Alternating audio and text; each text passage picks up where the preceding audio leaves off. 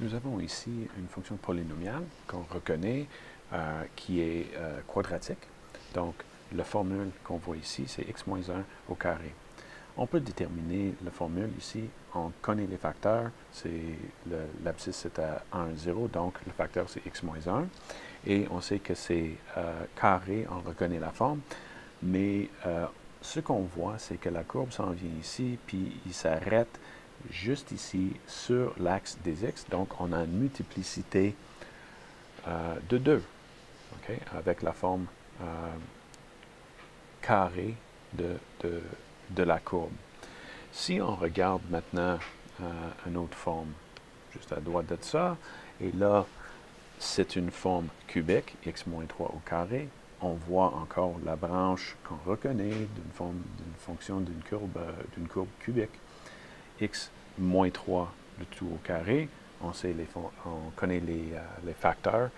Je regarde ici l'abscisse à 3, 0, donc un facteur c'est x moins 3 et ça a la forme cubique, donc avec une branche en bas, une branche en haut, il faut que ça soit impair. Donc, on devine que c'est 3. On pourrait modifier ici la formule juste pour tester. Ça aurait l'air de quoi si c'était un autre degré impair? Mettons 5, puis 7, 9. Et on voit comment la ligne s'aplatit autour de l'axe des x. On va revenir à 3. Maintenant, on va faire la combinaison pour faire une fonction plus compliquée encore. Et là, on va juste enlever ça pour l'instant. Et là, on a la combinaison. Ici aussi, on a, par exemple, les abscisses à 1, 0 et 3, 0. On regarde cette fonction-là. On sait que c'est une fonction de degré impair parce qu'on a une branche comportement à l'infini négatif qui s'en va dans le premier cadran vers l'infini positif. Et donc, les deux branches ne vont pas dans le même sens. Et on sait que les facteurs sont x-1 et x-3. Si on regarde de proche ici, je vais m'approcher maintenant et je vais rallumer mon carré. Ce qu'on voit ici, on reconnaît la forme parabolique de cette partie de la courbe, malgré que c'est un peu décalé à droite, là, mais on reconnaît la forme en étant parabolique plus ou moins. Et la chose à savoir, c'est qu'il faut que celui-là ait une multiplicité, dans ce sens ici. Il a été tiré un peu, mais c'est la même forme. Si celui-là, par exemple, était de 4, il serait beaucoup plus aplati autour de l'axe des x, ou 6 encore plus, ou 8 encore plus. Alors, on pense que avec cette forme-là, plus parabolique, moins aplatie sur le point du sommet, là, je dirais que c'est une multiplicité de 2. Là, je vais allumer mon x cube. Je vais revenir ici, à l'autre point. Je vais mon zoom out juste un peu. Et là, on voit par exemple le point d'inflexion à 3, 0.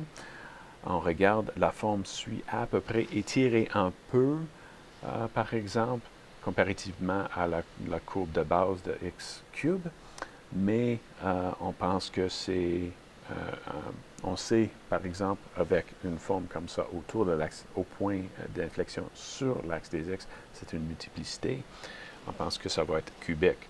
Si on regarde par exemple, on va modifier ici, ça va être de degré 5, on sait que c'est impair, comme on sait tantôt. Si c'est 5, c'est plus aplati. Si c'est 7, encore plus. Si c'est 9, encore plus. Donc, on pense avec la forme qu'il a, cette courbe-là va avoir, cette partie va avoir une multiplicité de 3 au point 3, 0 avec x-3 cube. Maintenant, on va regarder, on va ajouter un autre point. Et ici, dans celui-ci, encore, on a multiplicité 2 là, on a multiplicité 3 là, et on a multiplicité 4 ici. Ce qu'on voit ici, c'est bel et bien que la courbe s'aplatit autour de... Enfin, quand ça approche au sommet, au point le plus bas, de cette courbe. Et on pense que c'est 4, et c'est ça lorsqu'on fait le test. Une autre chose qu'on peut faire, mettons pas avec celui-là est plus intéressant, on va trouver l'ordonnée à l'origine, qui va être juste là, à moins 27. Et si on veut tester, on sait que notre ordonnée est 27, on peut faire 1 au carré qui est moins 1 au carré qui est 1, et moins 3 au cube qui est moins 27.